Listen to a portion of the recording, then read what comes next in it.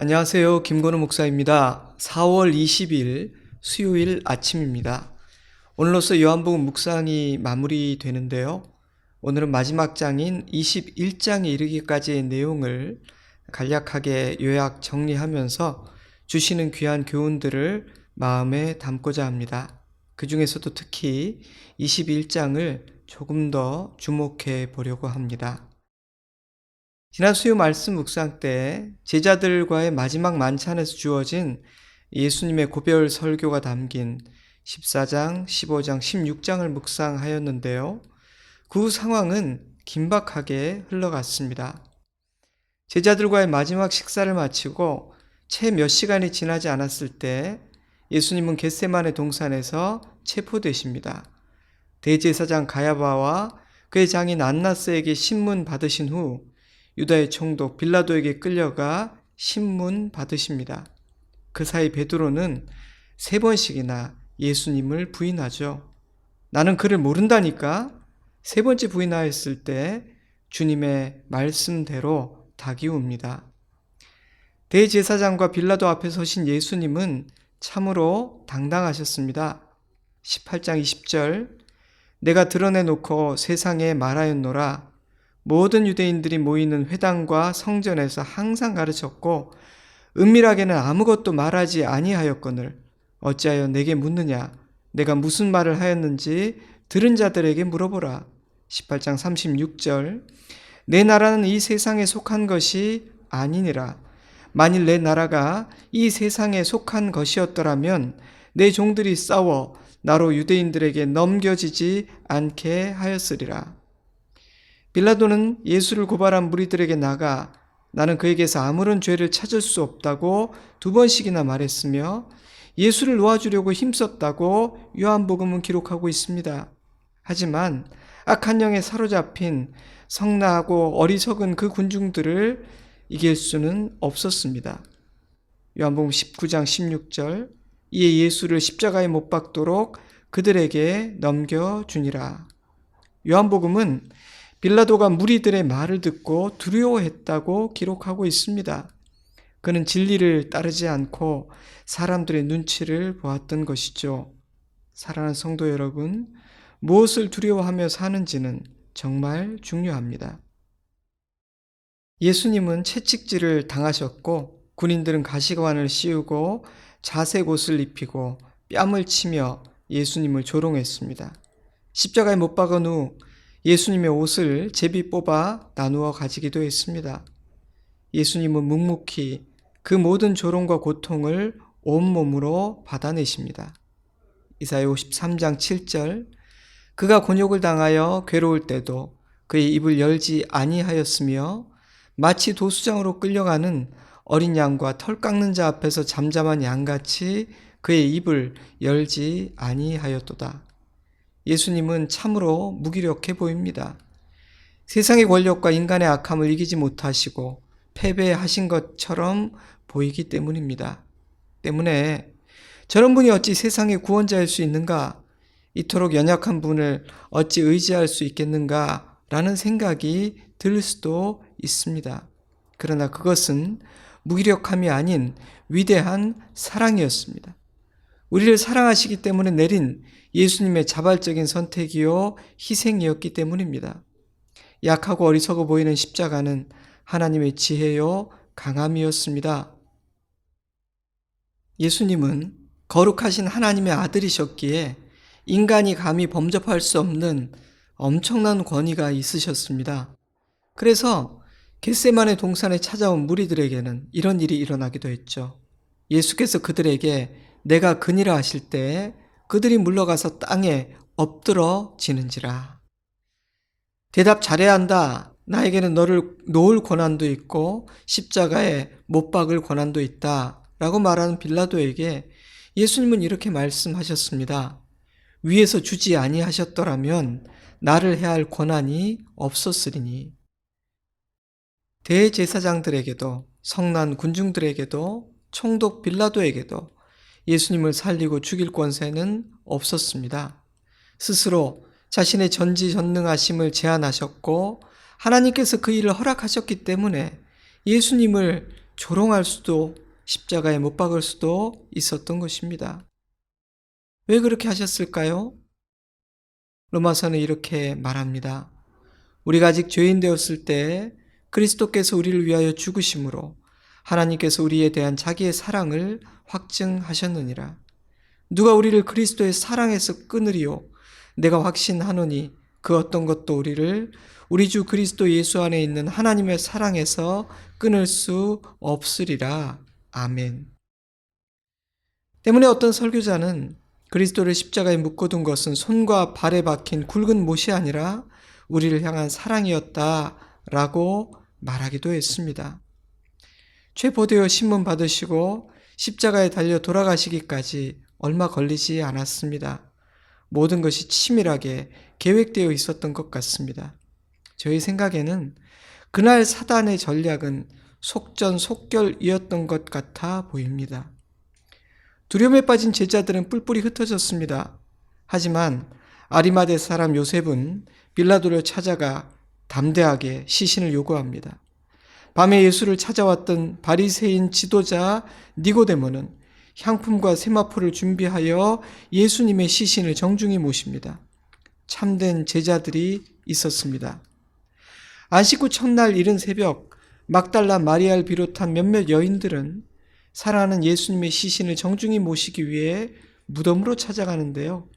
그들은 부활의 첫 증인이 됩니다.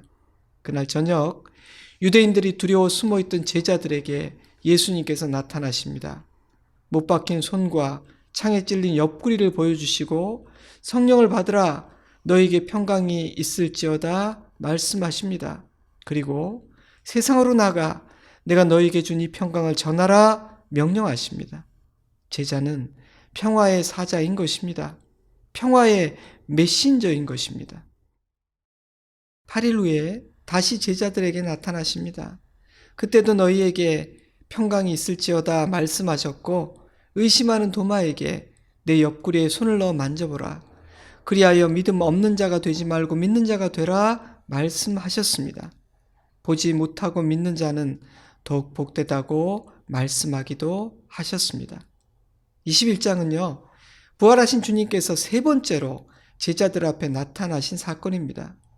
부활하신 주님을 두 번이나 배웠음에도 불구하고 시몬 베드로는 고향으로 돌아가겠다고 선언했습니다. 주님께서 부활하셨다는 사실은 너무도 감사했지만 스승의 곁을 지키지 못했을 뿐 아니라 세 번이나 부인했던 자신은 예수님의 제자로 남아있을 자격이 없다고 생각했던 것 같습니다. 몇몇 제자들도 베드로를 따라 나섰습니다. 아마도 같은 심정이었을 겁니다. 그렇게 그들은 다시 어부의 자리로 돌아가게 됩니다. 사람을 낚는 어부가 되게 하리라. 예수님의 말씀은 실패한 것처럼 보였습니다. 그런데 옛 삶으로 돌아간 그들의 삶은 예전 같지가 않았습니다. 마음은 너무도 공허했고 그물을 던지는 일은 무의미하고 피곤하기만 했습니다. 그날따라 고기조차 잡히지 않았습니다. 텅 빈 그물은 텅 빈 제자들의 마음을 대변하는 것 같았습니다. 그들은 이제 다시 옛자리로 돌아갈 수 없었던 것이라고 저는 생각합니다. 그런데 조업을 마무리해야 하는 시간이 가까이 다가오고 있을 무렵 저 멀리에 한 사람이 나타났습니다. 제자들은 그분이 예수님이신지를 알아보지 못했죠. 너에게 고기가 있느냐? 없습니다. 오늘은 한 마리도 잡지 못했어요. 어쩌면 제자들은 그 사람이 물고기를 사러 온 사람이라고 생각했을지도 모르겠습니다. 배 오른편에 그물을 던져보라. 그리하면 잡히리라. 아직 날이 밝기 전이었기에 밑자의 본전이라는 심정으로 그물을 던졌을 때 그물을 들 수조차 없을 정도로 많은 고기가 잡힙니다. 여러분, 이 장면이 베드로를 부르시던 그 장면과 너무도 닮았다는 생각이 들지 않습니까? 주님은 그때의 기억을 되살리시고 그들을 향한 부르심을 완성하시기 위해 이런 상황을 세팅하신 것이라고 저는 생각되었습니다. 주님은 종종 그렇게 하십니다. 그러니 이거 왠지 익숙한 장면인데 이렇게 기억이 오버랩되는 순간은 의미 있는 순간일지도 모릅니다. 그런 순간 앞에 서게 될 때 잠시 멈추어 마음을 열고 눈과 귀를 열고 잠잠한 가운데 주님의 음성에 귀를 기울이는 것은 중요한 자세라고 생각됩니다. 예수님이시다. 그 순간 베드로가 가장 먼저 바다에 뛰어들어 예수님께로 달려가죠. 첫 번째 만남에서는 주여 나는 죄인이오니 나를 떠나소서라고 말했지만 이제는 주님께로 달려갑니다. 비록 3번이나 부인했고 무서워 도망치기는 하였지만 예수님은 여전히 베드로가 너무도 사랑하는 목자여 스승이었기 때문입니다. 지난 3년의 시간 동안 예수님과 베드로의 관계는 달라져 있었던 것입니다. 예수님은 제자들을 위해 아침 식사를 준비하셨습니다. 예수께서 생선과 떡을 구우시는 동안 제자 중 그 누구도 입을 열지 않았습니다. 면목이 없었기 때문이겠죠. 예수님 역시 많은 말씀은 안 하셨습니다. 그러나 제자들을 향한 예수님의 마음은 그들을 위해 준비하신 생선과 떡에 고스란히 담겨 있었습니다. 예수님은 여전히 그들을 사랑하십니다. 식사 후 예수님은 베드로에게 물으셨습니다. 베드로야, 너는 나를 사랑하느냐? 베드로는 이렇게 대답합니다. 비록 3번씩이나 주님을 부인했지만 제가 주님을 사랑한다는 것을 주님은 아실 겁니다. 예수님은 말씀하십니다. 베드로야, 내 양을 먹이라. 똑같은 질문과 똑같은 대답이 3번 반복되었습니다. 저는 3번의 부인이라는 아픈 기억을 치유해 주시고 그 대신 새로운 기억을 심어주고자 하심이라고 생각합니다. 베드로에게 주신 그 사명을 확증하시고 굳게 하시는 과정이라고 생각합니다. 그런데 참으로 인상적인 사실은 실패한 베드로에게 주님이 요구하신 것이 사랑이었다는 것입니다. 너에게 믿음이 있느냐? 헌신이 있느냐?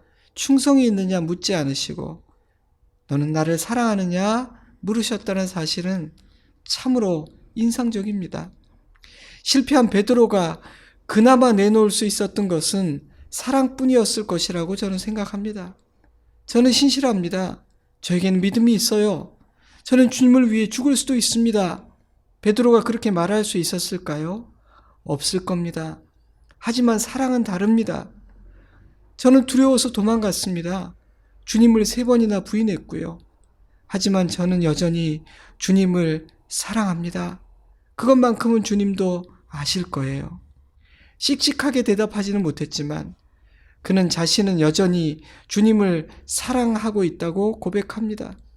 그의 목소리는 작았고 부끄러웠겠지만 그 어느 때보다 진실한 고백이었다고 저는 확신합니다. 예수님은요, 그것이면 충분하다 하십니다. 그리고 사명을 주시죠. 내 양을 먹이라. 내 양을 먹이라.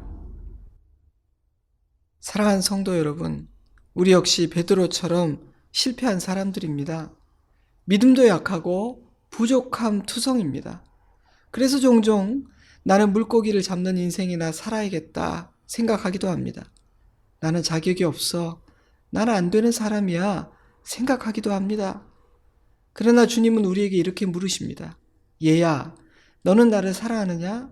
내가 나를 사랑한다면 그것만으로 충분하다. 사랑하는 성도 여러분, 여러분은 주님을 사랑하십니까? 주님이 원하시는 것은 우리가 주님을 사랑하는 것입니다. 주님을 위해 일하는 것 이전에 우리가 주님을 사랑하는 자 되기를 원하십니다. 만약 주님을 사랑한다면 소리를 내어서 그 사랑을 고백하시기 바랍니다. 그 순간 나의 마음에, 나의 삶에 새로운 일이 시작될 것입니다. 베드로의 고백을 들은 예수님은 베드로가 어떠한 죽음으로 하나님께 영광을 돌릴 것인지를 말씀하신 후에 나를 따르라고 말씀하십니다. 근데 그 순간 베드로의 눈에 요한의 모습이 보였습니다. 베드로는 묻습니다. 주님, 요한은 어떻게 되나요? 예수님은 이렇게 말씀하십니다. 요한의 미래가 네가 나를 따르는 일과 무슨 상관이 있느냐? 너는 그저 나를 따르라. 내가 관심을 가져야 할 존재는 요한이 아니라 바로 나다. 이 중요한 순간에조차 요한이 눈에 들어왔다는 사실은 주님을 따르는 일을 방해하는 장애물들이 참으로 많고 다양하다는 사실을 가르쳐 줍니다. 또한 우리가 얼마나 연약한 존재인지를 드러내 줍니다. 비교의식이 주님을 따르는 제자의 여정을 방해합니다. 우리는 각자의 소명과 사역은 비교의 대상이 아님을 잊지 말아야 합니다. 불필요한 호기심이 제자의 여정을 방해합니다. 그러므로 몰라도 되는 것을 알려고 하지 않아야 합니다. 주님을 따르는 자는 오직 주님께만 시선을 고정해야 합니다. 여기저기 이것저것 기웃거리는 사람은 주님을 온전히 끝까지 따를 수가 없습니다. 그러니 여러분, 나의 기질과 성향을, 나의 삶의 패턴과 습관들을, 나의 연약한 부분들을 잘 살펴보시기 바랍니다. 사단은 어떤 부분을 공격하고 어떤 틈을 엿볼 것 같습니까? 그것을 발견하고 인정할 뿐 아니라 훈련하여 강하게 단련하시기 바랍니다. 그리하지 못한다면 우리는 데마처럼 다시 세상으로 돌아가는 자가 될지도 모릅니다. 요한은 이 복음서를 기록한 목적을 이렇게 밝힙니다. 20장 30절, 예수께서 제자들 앞에서 이 책에 기록되지 아니한 다른 표적도 많이 행하셨으나 오직 이것을 기록함은 너희로 예수께서 하나님의 아들 그리스도이심을 믿게 하려 하며 또 너희로 믿고 그 이름을 힘입어 생명을 얻게 하려 함이니라. 아멘. 그러므로 우리는 요한복음을 통해 예수님을 만나야 합니다. 예수님을 믿게 되어야 하며 생명을 얻어야 합니다. 사랑하는 성도 여러분, 우리 모두 예수님을 만난 자, 예수님을 믿는 자, 예수님을 사랑하는 자, 예수님을 따르는 자 되기를 주님의 이름으로 축복합니다. 이제 정리해 보도록 하겠습니다. 죽으시고 부활하신 예수님은 제자들에게 나타나셨습니다. 잃어버린 그들의 믿음을 회복시켜 주시기 위함이었습니다. 믿음 없는 자가 아니라 믿는 자로 다시 서게 하기 위함이었습니다. 두려워하는 제자들에게 예수님은 평강을 주십니다. 너희에게 평강이 있을지어다 3번이나 말씀하셨죠. 그리고 세상에 나가 그 평강을 전하라 하셨습니다. 주님의 제자는 세상에 평강을 전하고 이루는 자입니다. 예수님은 여전히 그들을 사랑하신다는 사실을 확증해 주십니다. 그들의 실패를 어루만져 치유해 주셨습니다. 그리고 그들을 다시 제자로 부르십니다. 나를 따르라, 나를 따르라. 실패한 베드로에게 사랑을 요구하셨다는 사실은 정말 인상적입니다. 베드로야, 내가 나를 사랑하느냐? 그거면 충분하다.